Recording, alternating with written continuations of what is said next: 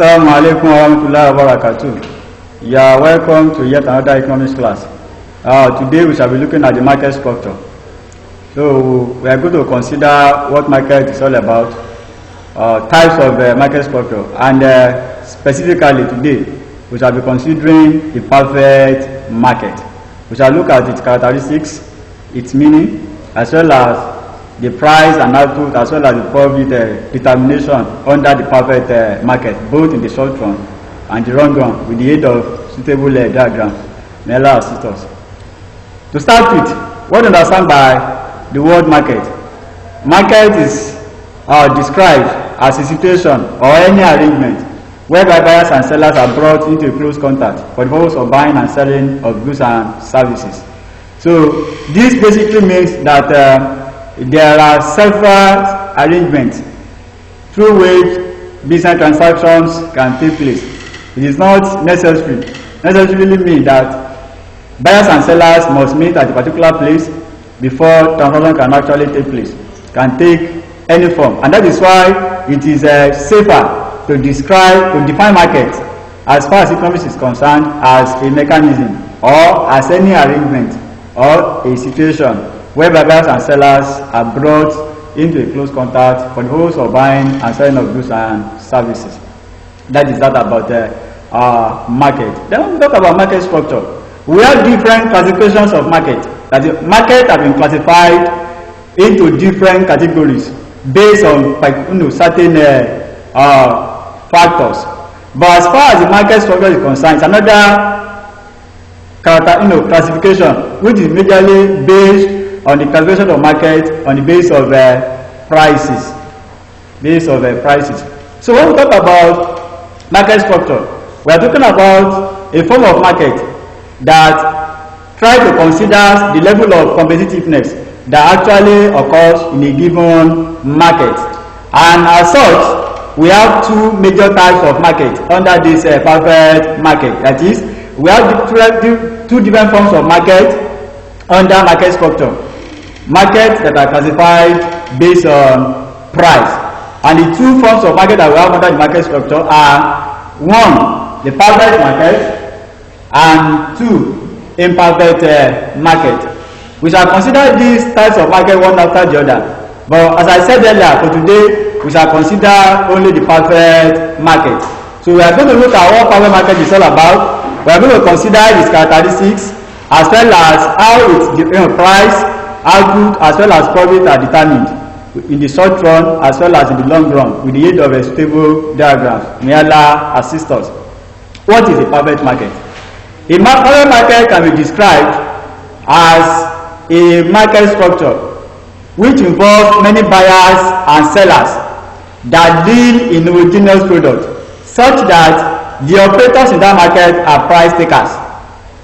So meaning that before we can describe a market as being a perfect market, in such a market there must be many buyers, at the same time there must be many sellers. And when you look at these two operators, as in the buyers and sellers in this very market, none of them can influence the price at which the goods and services are to be exchanged in that kind of a market arrangement.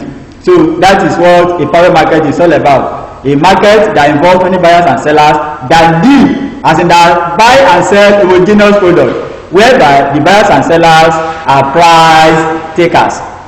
What then are the characteristics of a perfect market? Before we can consider any market as a perfect market, such a market must possess the following characteristics. One, there must be many buyers and sellers as stated earlier in definition. There must be homogeneous products involved.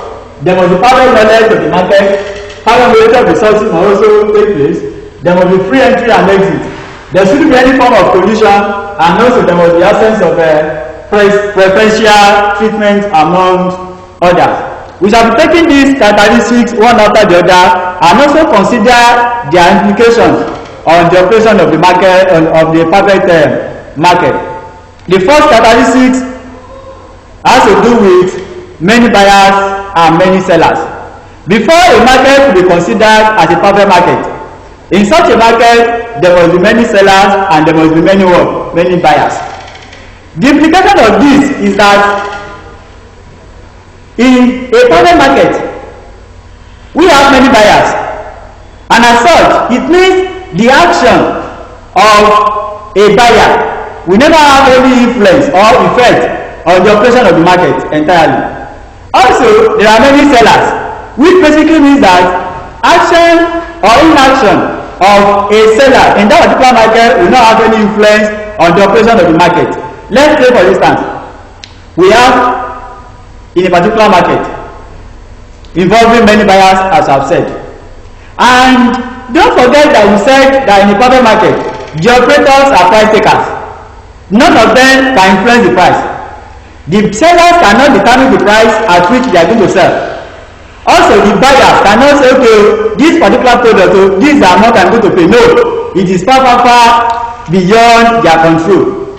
And that is why the price is usually being determined in a private market by the forces of demand and supply, which is described as the invisible hands of the market by the forefather of economics, Adam Smith.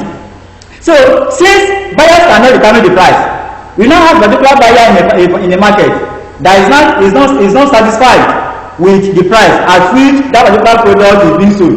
He's now saying, well, once this price cannot be sold to me at this particular price, therefore I'm not going to buy at all. The decision taken by such a buyer is not going to affect the operation of the market at all, because even when he was buying in that particular market, nobody felt his impact. Because the quantity of the goods that is buying is too minute to the extent that it has no effect. So when he was in the market, no one knew that he was in the market. The same thing goes for the sellers. If one particular seller that is not confident, that is not satisfied with the price that has been established by the forces of demand and supply, such a person seller's action cannot have any effect on the market. If he decides to withdraw his service, his product from the market, even when he's selling in the market, no one knows that he exists in the market. So if he decides to leave, it's not going to have any effect on the world, on the operation of the market. That is number one characteristic. There must be many buyers and there must be many sellers, such that if a seller or a buyer takes any decision or any action, such a decision will not have any effect on the operation of the market. Another characteristic, there must be a homogeneous product. That is, the type of product that is sold and bought in the private market must be homogeneous. That is, it must be identical in all ramifications, in terms of color, in terms of shape, in terms of taste, in every aspect, such that if you have two buyers or two sellers, if two sellers have to bring their product together, it will be difficult for them to identify their respective wares due to the identical nature of the product. This one also has its own implication. The homogeneity of the product makes it difficult for any seller not to sell at the established price, because he has no basis for not wanting to sell at that particular established price, because what he says is not different from what his counterpart are selling. So that is the essence of the homogeneity of the product. Another characteristic of the private market is that in the private market there must be perfect knowledge. Yes, there must be perfect knowledge about the operations of that market by both the buyers as well as the sellers, such that one actor or one party will not use that to cheat on the other party. Let's say, for instance, in the private market we are saying that both buyers and sellers must have perfect knowledge about the prevailing price at which the product is sold and bought in the market. Because if there is no perfect knowledge, perfect understanding about the price, for instance, one party can use that to cheat on the other party. Let's say, for instance, let's assume the price of the product initially has been set at 10 naira. This is the price at which buyers have been buying and sellers have been selling. And all of a sudden, there has been a decrease in the price to 9 naira 50 kobo. This new development is only known, if this new development is only known to the seller without the buyer having the knowledge, the seller can use that to cheat on the buyer by selling at 10 naira. The innocent buyer that wants to buy as usual, he knows that this thing has been sold at rate of what, 10 naira. He now get to the buyer, to the seller to buy as usual. He hands over 10 naira to a particular seller and walks away. So that basically means that the seller, the buyer is not aware of the new price, which is now 9 naira 50 kobo. And by so doing, that seller has cheated on the buyer, because of the fact that the seller did not have knowledge about the latest price of that particular commodity. Likewise, the buyer can also use that lack of knowledge to cheat on the seller. In a case where the buyer is the first to be aware of the new price. Let's assume the price has just been increased from 10 naira to 10 naira 50 kobo. But this information is already known to the buyer alone. The seller does not have that knowledge now. The buyer can take that advantage by buying the product at the rate of 10 naira for the seller instead of buying at the rate of 10 naira 50 kobo. So we are saying for this one not to take place, in the private market, there must be perfect knowledge about the market operation. All the information relating to the operation of the market in terms of the price, in terms of the shape, in terms of the quantity, in terms of everything should be known to both the buyers and the sellers. Another analysis is what? In the private market, there must be perfect mobility of resources. Yes, all the factors of production must be perfectly mobile in a private market. Let me give you an example. We are saying there is a perfect mobility of resources, which means labor are free to move from one geographic location to another to get a better work, a job that gives the best offer, so that consumer will not hide under the disguise that we cannot expect all of us to pay the same price for the same work commodity. After all, we are not earning the same work, the same level of income. So in order to prevent the consumer from giving this kind of an excuse, we are saying we have perfect movement of our resources, which means if you know there is a place where some consumers, some workers are getting better pay, nobody stops you from also leaving the particular job you are doing and going to that particular place where better wages and salaries are offered. So that is that. The same thing goes for the seller. We have perfect movement of resources, meaning that the seller also are at liberty to get their product, their raw materials, everything that they need for their operation at the best price that will enable them to sell their product at the established price, so that they will not hide under the excuse that all of us cannot be made to sell at the same price. After all, the cost of production of producer A is lower than our own cost of production. So you are all allowed, you are very free to get your own input from where your counterparts are getting it at the most affordable rate. So that's yet another category. Another one is that in the power market there must be free entry and exit. There shouldn't be any form of barrier to entry, and operators should not be deterred from leaving anytime they feel like leaving the market. So operators, newcomers are free to join in the business or in the market without anybody preventing them from joining. Also, anybody that is tired of the market can also leave at any point in time. So we have free entry, we have a free exit in a private market. Another one is absence of collusion. Before we can have a private market, there must not be any form of collusion. That is, buyers are not allowed to come together to form themselves into what is known as buyers association. Also, there shouldn't be any form of association among the sellers, because if this is allowed to take place, this will enable them to have influence on the operation of the market. So for us to have a private market, there should not be any form of collusion between the buyers or among the buyers. Also, there shouldn't be any form of collusion among the sellers. Everybody operates on their individual level. Another one is that in the private market, there must be absence of preferential treatment. There shouldn't be any form of preferential treatment, that everybody must be treated equally. The same commodity, the same quantity should be sold to all the buyers at the same price and quantity. Also, buyers also should not engage in any form of preferential treatment. against or amongst the what? The sellers. Let me give an example. As a seller, you don't know because a member or a friend of yours has just come to the market to buy from you. Now say because he's your friend, your best friend, or it's a family member. So therefore, the product that you have to sell at date of what? 10 naira. You now sell at date of what? 9 naira. That is not the case in a perfect market. Even if you want to have that kind of arrangement, you can do that when you meet each other. But once you're in the market, everybody should be treated equally.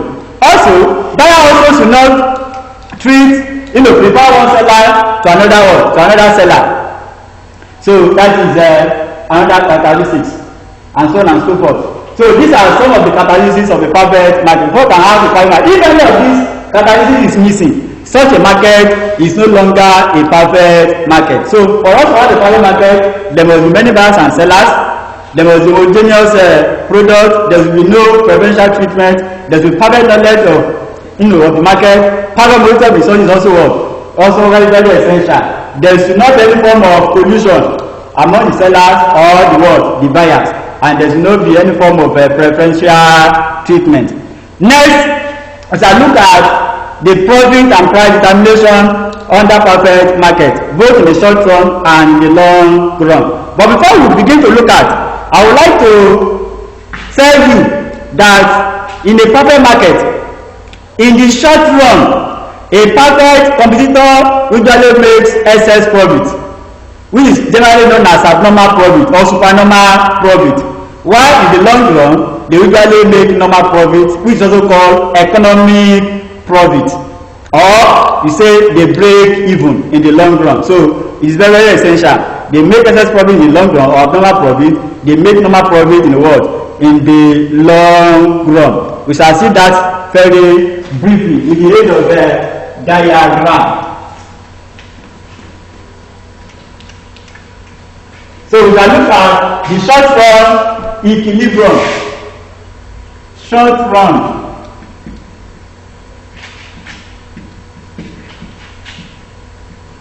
Short run equilibrium. When we talk about equilibrium, we simply mean profit maximization under perfect market. So the diagram that we shall consider, we disclose how the price is determined, how the output is determined, how their profit is also determined in the short run.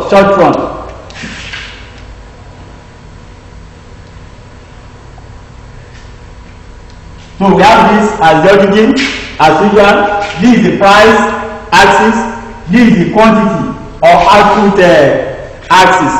Since we are dealing with what? Perfect market. In a perfect market, we have a perfectly elastic demand curve. Such is like this. Don't forget that this story we say the operators in a perfect market are price takers. That is, they cannot influence the price. They have to abide by whatever price that is being established through the force of demand and supply. And that is why the demand curve, the market demand curve as well, a perfectly elastic demand curve, showing that the operators cannot influence the price. And in this case, the first usually equals to what? The demand curve as well as the marginal revenue curve. That is the case in the short run. So next is to now identify the average cost curve. Don't forget that the average cost curve is always U in shape. So in the short run, the average cost curve on the perfect market is like this. So we have SAC, which stands for short run average cost. If you look at this critically, you realize that this average cost curve falls below the marginal revenue curve, which is also our average revenue curve. Don't forget. Yes, the market is our marginal revenue curve, also our average revenue curve. So in the short run, the average cost curve falls below the marginal revenue, the average revenue curve. There is a reason for that, which I get there. So this is our short run average curve. The next thing to determine is the short run marginal cost curve. And don't forget that every rational producer which always chooses to produce at the lowest possible cost, because you can only maximize profit by minimizing your cost. If you can produce at the lowest possible cost, there is a likelihood for you to maximize your profit at the end of the day. Ceteris paribus, other things being equal. So that minimum cost of production level at which producer produces is identified by this least point of the average cost curve. So our marginal cost curve usually passes through the minimum point of what? Average cost, indicating that the particular producer is producing at the lowest possible cost so as to maximize profit. So we have our short run, this SMC, short run marginal cost. It passes through the what? Through the minimum point, minimum level of the average cost, short run average cost. Now, after identify this, the next thing is to now bring in the golden rule. We call it rule of profit maximization. In public market, profit is usually maximized whenever the marginal cost is equal to the marginal revenue. Profit is determined. Our output is known also through the same golden rule. So profit maximization is where marginal cost is equal to marginal revenue. This one is applicable to all forms of what? Market. That is the golden rule of profit maximization. Profit is maximized where marginal cost is equal to marginal revenue. So we shall apply this one here. So we are going to look at where our marginal cost intersect our marginal revenue cost. These are our what? These are marginal cost curve, as you can see, and this one marginal revenue curve, as you have it here. These are marginal revenue curve here. These are what? Marginal cost curve. So the point where the two curves meet is what we are going to identify, and that is here. You can look at it very well. So let's call this one point A. That is the point where our marginal cost curve is equal to marginal revenue curve. That is where the two curves intersect. So at that point, when you take that point to the price axis to establish the price. So by taking the price is what? We have our P, meaning that the price at which the product is being sold here is O bar P. That is the region. Don't forget that the entire region here is what? Is price at this axis. But the particular price at which the seller has sold in this particular situation is from here to here. That is the price. So call it O bar P. O bar P. And also don't also forget that average cost, our price is same as what? Average revenue. Price is the same as what? Average revenue. Always take note of that. And what is average revenue? That is the income that is generated from the sale of a unit of what? Commodity. When you sell a unit of a commodity, the amount you realize, the income you generate is the average revenue. So let's assume the product is sold at the rate of 10 naira, for instance. You are selling your product for 10 naira. That is the price. If you now sell a unit of that commodity, how much are you going to realize?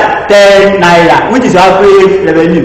That is how we say that price is the same thing as average revenue. So since these are what? The price over P, we can also take it as what? As our average revenue.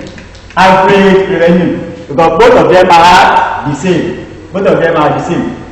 Now, after done this, the next thing is to determine the output as in the total quantity that has been sold by the competitor in order to maximize that particular work, to get that level of profit. So we are going to trace this point where NC cost work MR. We trace it down to the output axis. Bring it down like this to the output axis. So let me do it out. Yeah. So this point, so let's call it Q1. So meaning that the total quantity, the total output being sold is OQ1. OQ1, total quantity sold. Our price per unit, O bar P, which is also known as your average revenue. Now, from what we have demonstrated now, it is not easy for us to determine the total revenue. Because we need to determine total revenue, We need to know our total cost before we can determine our profit. Don't forget, profit is equal to what? Our profit is equal to total revenue minus total cost. So for us to get our profit, we need to know what our total revenue is. We need to know what our total cost is. So for all we have demonstrated, how to calculate total revenue? Total revenue is equal to what? Average revenue multiplied by total quantity sold, which is what? Actually, the amount you sell your unit of your product multiplied by the total quantity you are able to sell. So that is average revenue multiplied by total output. And for what we have demonstrated, our average revenue is what? O by P. Our total output is what? OQ1. So we are saying we are trying to multiply this bread by this length. That will give us what? Our total revenue. So when you multiply this, our average revenue by what? Our output. It will give us this what? The total area of this what? Rectangle, which is what? O by P A Q1. That is our total revenue. So from what we have demonstrated, our average revenue is what? O by P multiplied by our total output. That is OQ1. OQ1. That is what? The total output. Then multiplying the two together, we have O by P AQ1. O by P AQ1. That is our total revenue. So the next thing to determine is our total cost. How do we determine our total cost? Total cost is equal to average cost multiplied by total quantity produced. Can you see the difference? In the case of total revenue is determined by multiplying average revenue by total quantity sold, which is also our this OQ1. But in the case of total cost, our total cost is equal to average cost multiplied by total quantity produced, which is also what? OQ1. That is the output here.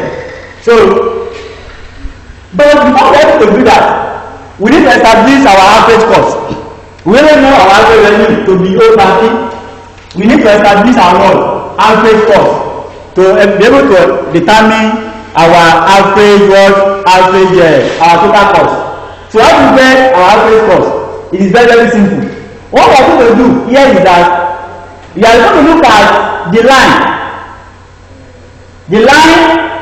that is drawn from where MC equals M now. That is from what? The line that is drawn from this point A, where MC equals what? M out. That line, we are going to trace that line meet with what? Short run average cost curve. This is our average cost curve.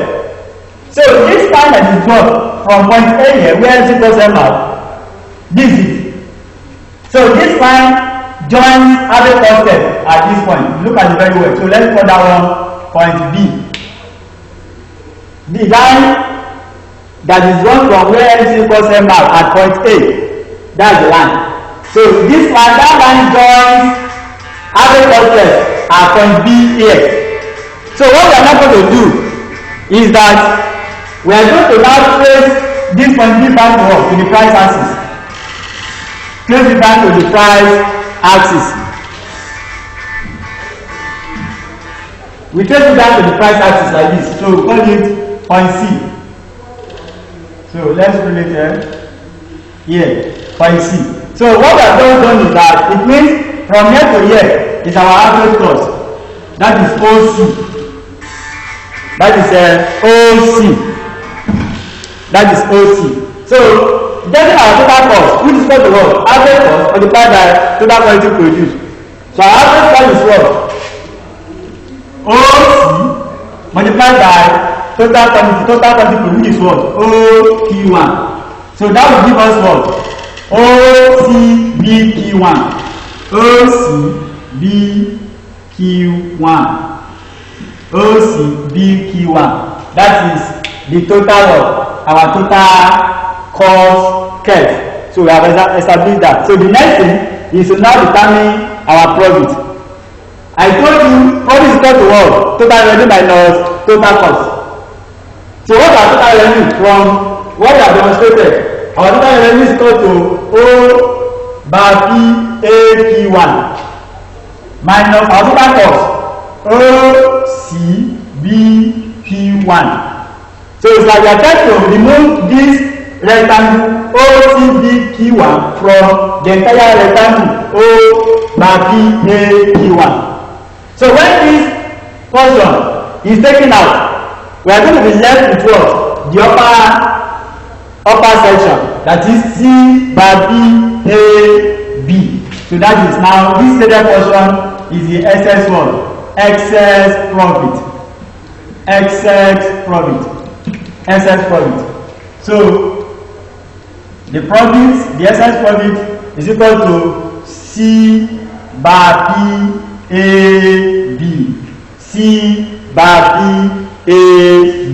So that is how the profit is determined in the short run under the perfect market.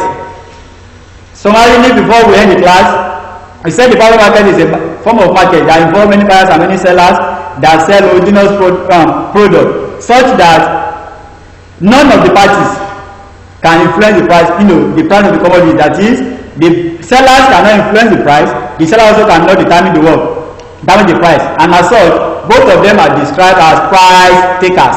They have to embrace whatever price that is established through the forces of what? By the forces of demand and supply. Then we consider the characteristics of a private market. And before we can have a private market, there are certain characteristics that must be present, such as there must be many buyers and sellers, there should be free entry and exit, there should not be any form of preferential treatment, there should not be any form of collusion, there should be perfect knowledge of the market, there should be perfect mobility of resources, and so on and so forth. And finally, we consider the structural equilibrium of a perfect competitor, that is, how a perfect competitor is able to maximize profit in the short run. And I told you that in the short run, perfect competitors make excess profit, or abnormal profit, or supernormal profit, while in the long run, they make normal profit. And I told you the golden rule for profit maximization. Profit is usually maximized where marginal cost is equal to marginal revenue. So that is the condition for profit maximization. Profit is maximized whenever marginal cost is equal to marginal revenue, and that has been clearly demonstrated with the aid of this diagram. May Allah put barakah in it. Inshallah, your assignment is going to be made available in your portal on this very topic. I want to encourage you to go through the assignment, attempt it, submit it, and so that I'll be able to go through it and assess it. May Allah assist us. Assalamu alaikum wa rahmatullahi wa barakatuh.